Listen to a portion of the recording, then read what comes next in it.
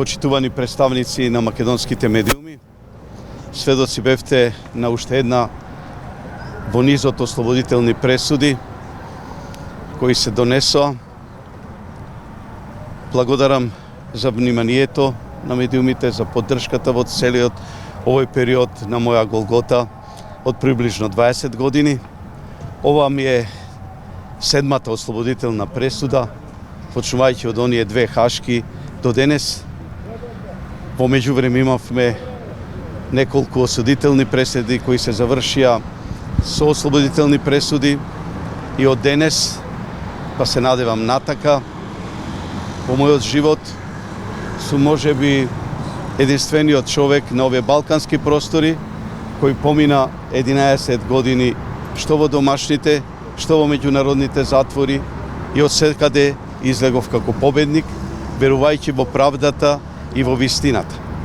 Ви благодарам уште еднаш. Дали може би ти барате одштета за времето поминато во затвор? Па тоа е сега непримарно. Времето не може никој да го врати. Тоа е минато време, но ги охрабрувам македонските судови, македонските суди при одлучувањето да ги земаат во предвид сите докази, а не да влегува политиката во судниците.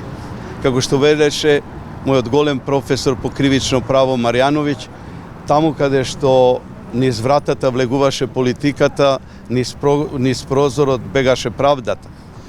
Но еве, денеска бевме сведоци дека во сиот овој период бев изложен на политички монтирани процеси кои еве завршија на крајот со победа на правдата. И така ја доживувам оваа победа.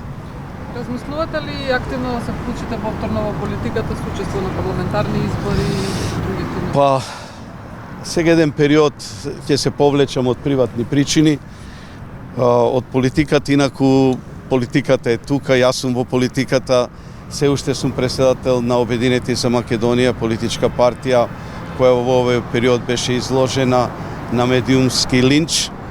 Се надевам дека можам уште да допринесам за Македонија, посебно кога знам дека зад мене немам никаков терет, никаков товар кој може да ме оптеретува мене и мојата политичка партија.